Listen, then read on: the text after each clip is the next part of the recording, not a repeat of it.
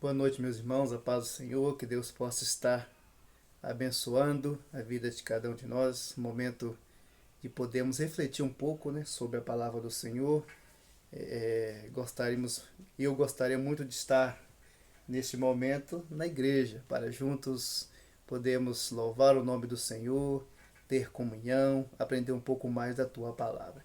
Mas enquanto estamos vivendo, né, por este momento, vamos fazer aquilo que o Senhor nos manda fazer, é que de buscar a tua palavra, de orar, de confiar nele, né? Colocar, depositar toda a nossa fé nele. E o texto que eu separei para que pudéssemos refletir nessa noite é Lucas 7, 18 até o versículo 35. No primeiro momento vamos ler Lucas 7, 18 até 24 e aí nós vamos tratando do restante do texto. Um momento de dúvida. Então diz assim Lucas 7,18: E os discípulos de João anunciaram-lhe todas essas coisas. E João, chamando 2 de seus discípulos, enviou-os a Jesus, dizendo: És tu aquele que havia de vir, ou esperamos outro? E quando aqueles homens chegaram junto dele, disseram: João Batista enviou-nos a perguntar-te: És tu aquele que havia de vir, ou esperamos outro? E na mesma hora curou muitos enfermos de enfermidades e males e espíritos maus, e deu vista a muitos cegos. E respondendo então Jesus, disse-lhes: Ide e anunciai a João o que tendes visto e ouvido. Os cegos veem, os coxos andam, os leprosos são purificados, os surdos ouvem, os mortos ressuscitam, e aos pobres anuncia-se o Evangelho. Bem-aventurado aquele que em mim se não escandalizar.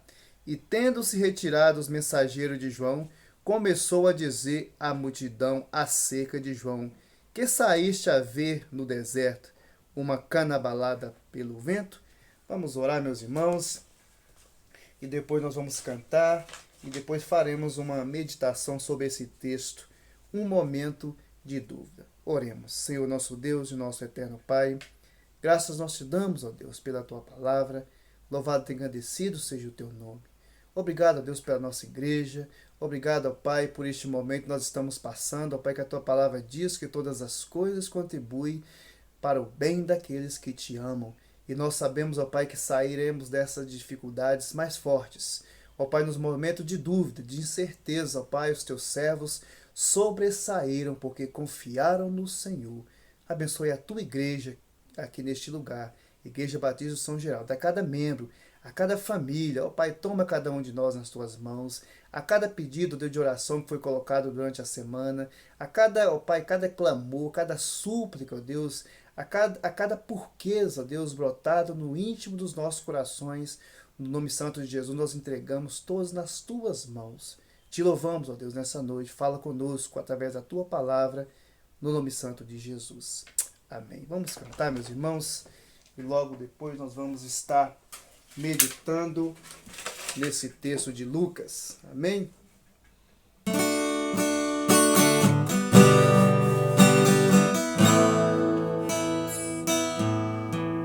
Senhor, formoso és, tua face eu quero ver, pois quando estás neste lugar, tua graça invade-me.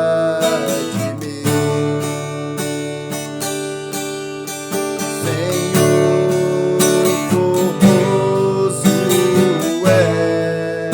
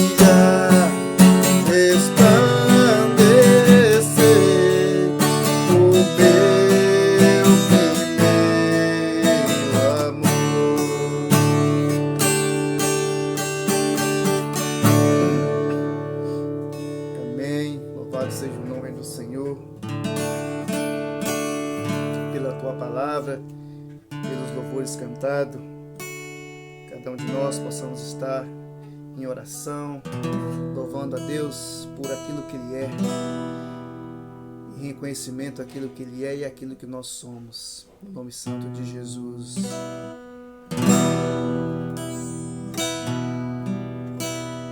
Ouve-se o júbilo de todos os povos, os reis se dobraram ao Senhor. Ouve-se o brado de vitória, o dia do Senhor chegou. Ouvem-se em todos os povos que um novo rei surgiu. Impérios reconhecem que sua destra reinará, Leão de Judá, Leão de Judá, Leão de Judá, prevaleceu.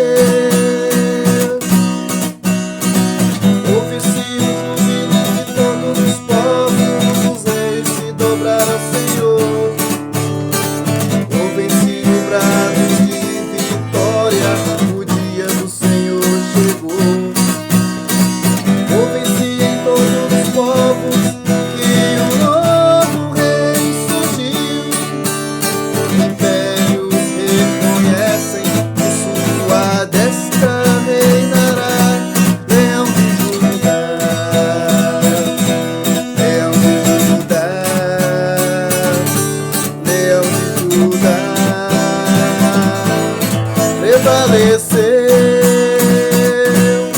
e os povos verão e virão a Sião aprender sua lei, pois a sua justiça governará.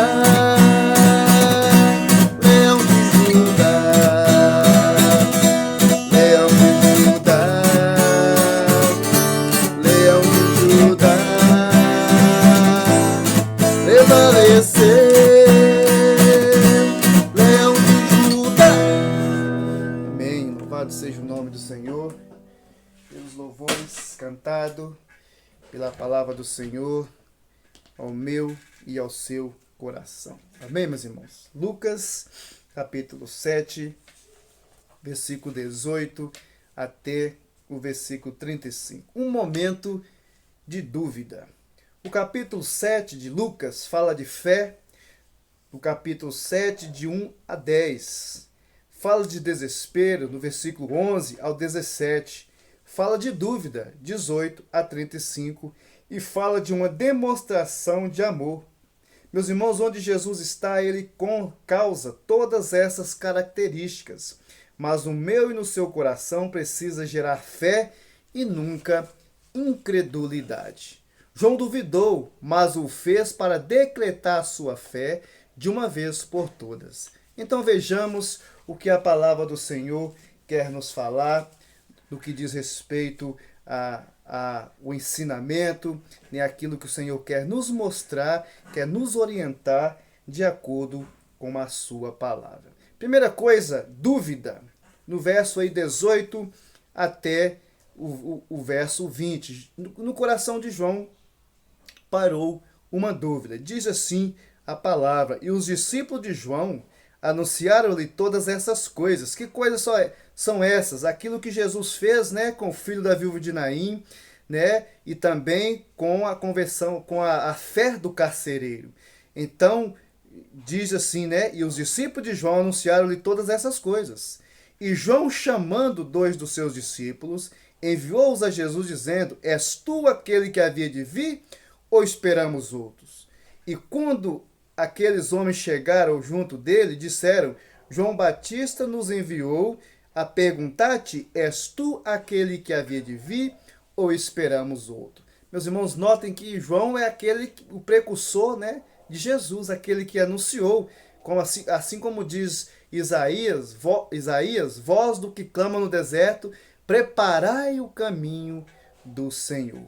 Quando João envia, meus irmãos, os seus discípulos a Jesus, ele estava preso há alguns meses, mas os seus discípulos o informava sobre os feitos de Jesus.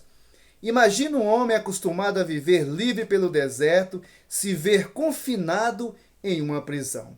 A pressão física e emocional com certeza era enorme e os longos dias de espera não facilitavam as coisas. Meus irmãos, eu nunca passei por um momento assim de não poder ir à igreja. Assim como João teve dúvida, ele que sua pregação apontava e preparava o caminho do Senhor, agora imagine eu e você em tempos de tantas incertezas que nos traz inquietações, sem sabermos que dificuldades ainda teremos de passar. Não é incomum, meus irmãos, grandes líderes espirituais terem seus dias de dúvida e de falta de fé. Moisés quase desistiu certa ocasião. Eu gostaria que lêssemos no livro de Números, no capítulo 11, versículo 10. Diz assim a palavra de Deus, Números 11, 10. Então Moisés ouviu chorar o povo, todas as suas famílias, cada qual à porta da sua tenda. E a ira do Senhor grandemente se acendeu, e aquele pareceu mal aos olhos de Moisés. Depois disse Moisés ao Senhor: Por que fizeste mal ao teu servo? E por que não achei graça aos teus olhos? Pois que me puseste sobre mim o peso de todo esse povo? Concebi eu porventura todo este povo? Deu eu a luz para que me dissestes: leva o teu colo, como a ama leva a criança de peito? Porque a terra que com juramento prometeste a seus pais? De onde teria eu carne para dar a todo este povo? Porquanto choram diante de mim, dizendo: dá-nos carne a comer. Eu só não posso levar todo este povo, porque me é pesado demais. Se tu me has de tratar assim, mata-me. Peço-te, se tenho achado graça aos teus olhos, e não me deixes ver a minha miséria. Então Moisés teve este momento de dúvida, de dificuldade, em um momento em que o povo começava a murmurar, querendo carne para comer. Assim como também Elias, no capítulo de 1 Reis, no capítulo 19, depois de um grande evento contra os profetas de Baal, a vitória superlativa, majestosa, ele começa a ter medo de Jezabel. Assim também como Jeremias, no capítulo de Jeremias 27 a 9, 14 e 18, e até Paulo sabia que o sentir desespero ele sabia como passar por este momento. Ele sabia porque ele vivenciou de verdade, assim como ele relata lá em 2 Coríntios, no capítulo 1, no versículo 8 e 9. Agora, nesses momentos, meus irmãos, nós não podemos ser incrédulos. Há uma diferença entre a dúvida e a incredulidade. A dúvida, ela diz respeito à mente. Muitas vezes nós não conseguimos entender o que Deus está fazendo e nem os seus motivos para fazê-lo, mas cremos. A incredulidade diz respeito à vontade. Nós nos recusamos a crer na palavra de Deus e a obedecer ao que ela nos ordena. Segundo, meus irmãos, Oswald Chambers diz: a dúvida nem sempre é sinal de que o indivíduo está errado. Segundo ele, pode ser sinal de que a pessoa está fazendo uma reflexão. João não pergunta porque está descrente a respeito de Jesus, mas sim de uma dúvida causada por pressão física e emocional. O momento era difícil, o momento era preocupante, o momento era de incertezas. Eu e você, meus irmãos, podemos olhar para o ministério de Jesus em retrospectiva e entender o que ele fazia, mas João não tinha este ponto de vista privilegiado que eu e você temos.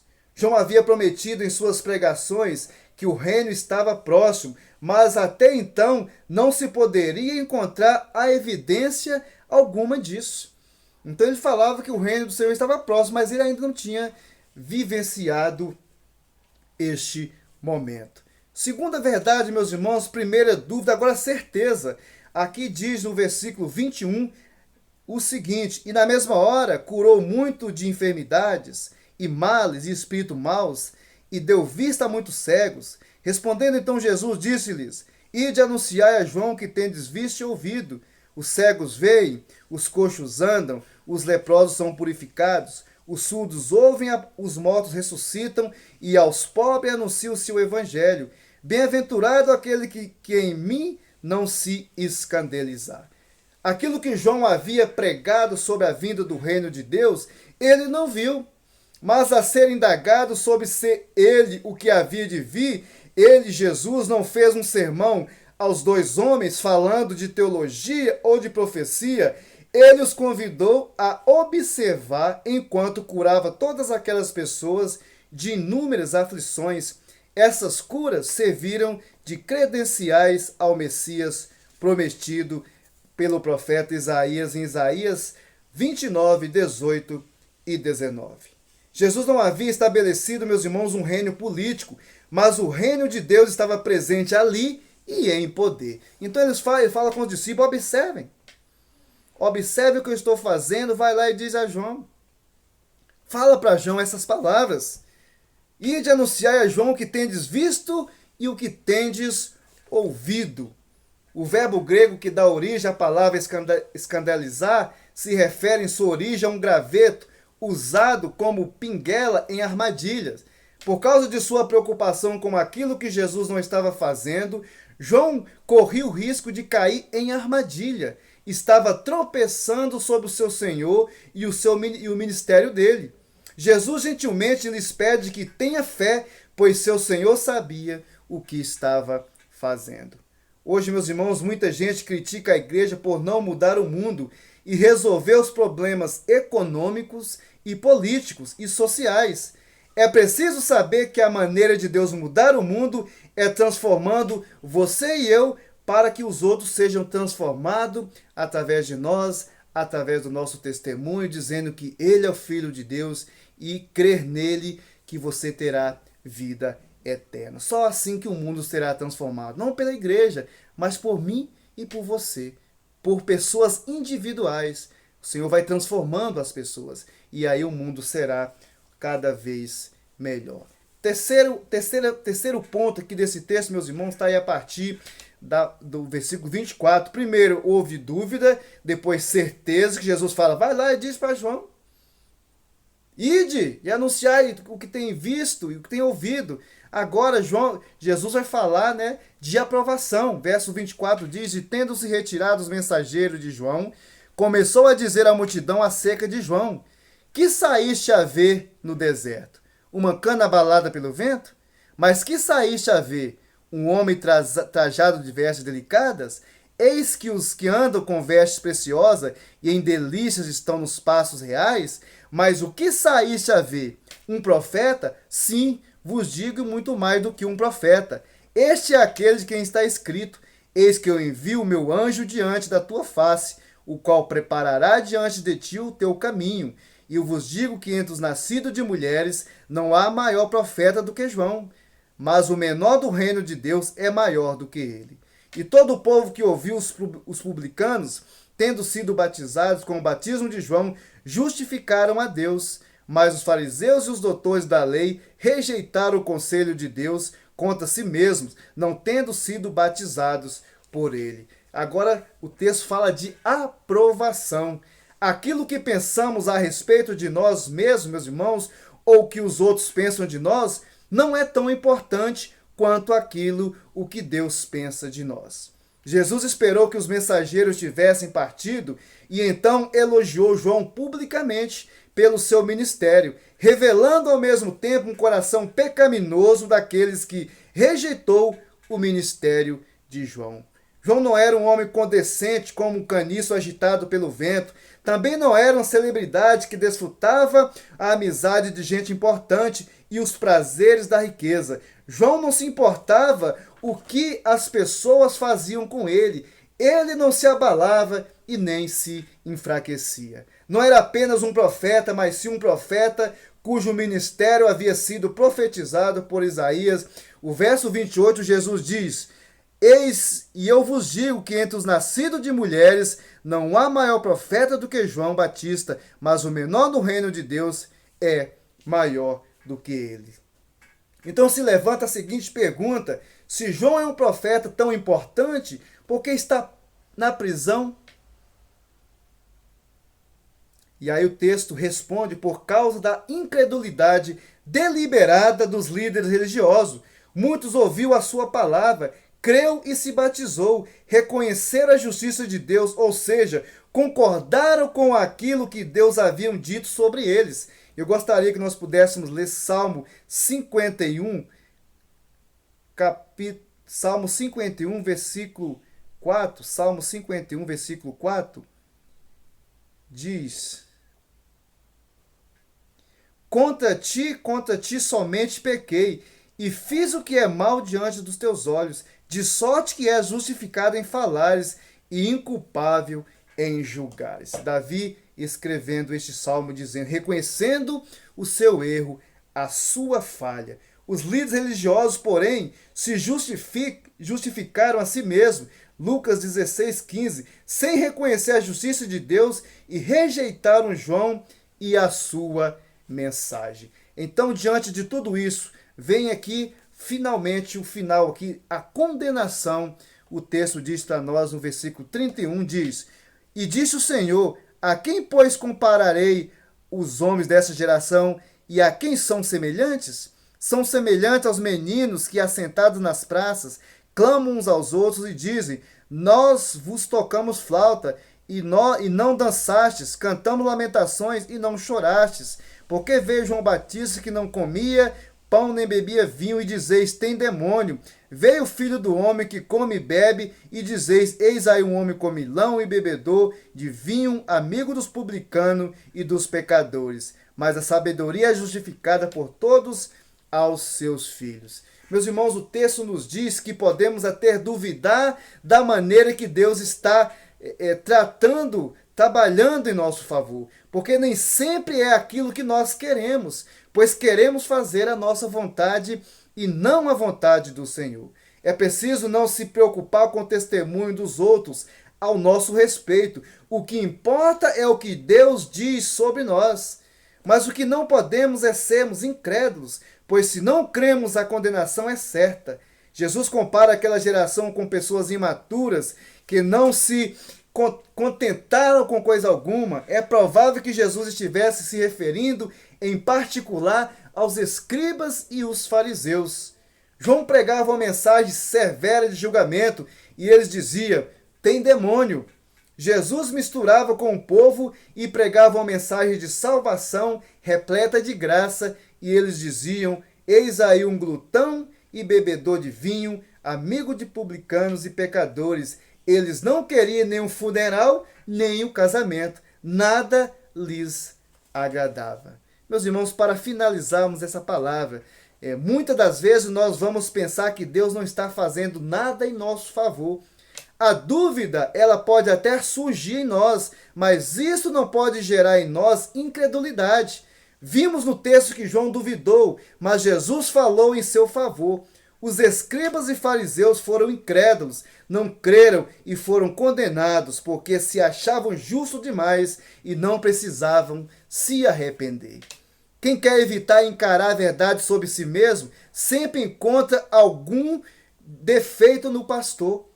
Essa é a forma de se justificar, mas a sabedoria de Deus não é frustrada por argumentos de sábios e prudentes.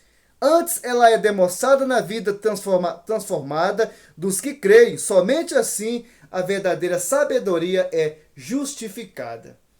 Se porventura, meus irmãos, você pensa que Deus não está trabalhando em nosso favor e que em meio a tantas crises nós estamos sozinhos, gostaria que pudéssemos lembrar dos 2 passos na areia. Você não passou ali sozinho, você foi carregado por Deus e que Deus assim nos abençoe. A dúvida ela pode surgir, mas essa dúvida ela deve servir para nos impulsionar, para ter uma fé mais firme no Senhor, para que as coisas fiquem claras, patente aos nossos olhos, sabendo quem Ele é e quem nós somos. A dúvida não pode gerar em nós jamais incredulidade, muito antes, pelo contrário, deve nos fortalecer. Estamos questionando, não sabemos o momento que estamos passando, não sabemos como o modo que Deus está agindo, mas cremos. Sabemos que em todas as coisas Ele terá e Ele virá em nosso socorro. E Ele terá a solução. Então, um coração prostrado diante do Senhor, contrito e cada dia agradecendo a Deus por aquilo que Ele tem feito nas nossas vidas. Se estamos aqui, se estamos firmes, se estamos glorificando o nome do Senhor através de louvores, falando a sua palavra, aprendendo mais um pouco da tua palavra, é porque Ele nos amou de tal maneira que deu seu Filho para que morresse em nosso lugar. E, portanto, não pode pairar de maneira nenhuma dúvida no meu e no seu coração sobre quem Ele é e aquilo que está fazendo. A palavra diz que todas as coisas contribuem para o bem daqueles que amam a Deus. Então é eu e você que amamos ao Senhor, que aguardamos a sua vinda. E não importa o momento que estamos atravessando, a dificuldade que nós estamos passando, que está vindo sobre nós, mas estamos confiantes porque servimos a um Deus que tudo pode, que nada é impossível para Ele, e a sua palavra diz que tudo aquilo é possível ao que crê. Que Deus nos abençoe, que a sua palavra possa ficar no meu e no seu coração. Amém, meus irmãos? Vamos orar? Senhor nosso Deus e nosso eterno Pai, graças nós te damos pela tua palavra. Louvado e agradecido seja o teu nome, ó Deus, por cada um de nós.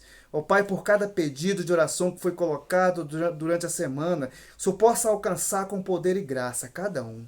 Ó Pai, fala conosco no dia a dia, ó Deus, em cada dificuldade, em cada momento, em cada decisão, ó Pai, tomada por nós, seja orientada pelo Senhor, seja guiada pela Tua palavra, que jamais possa haver dúvida sobre aquilo que o Senhor é, sobre aquilo que o Senhor irá fazer sobre as nossas vidas. Te louvamos, ó Pai, nos ajude a atravessar por este vale. Vale este, ó Pai, que o Senhor está conosco. Ó Pai, nós estamos num barco, ó Pai, que a tempestade está batendo contra ele. Mas o Senhor está deitado, descansando no porão dele. Então tudo está bem, porque apenas uma palavra do Senhor, tudo voltará em perfeita bonança. Te louvamos, ó Pai. Abençoe a tua igreja, Igreja Batista do São Geraldo, para que todos, ó Pai, possam estar firmes no Senhor e na tua palavra. No nome santo de Jesus, nós oramos e agradecemos. Amém.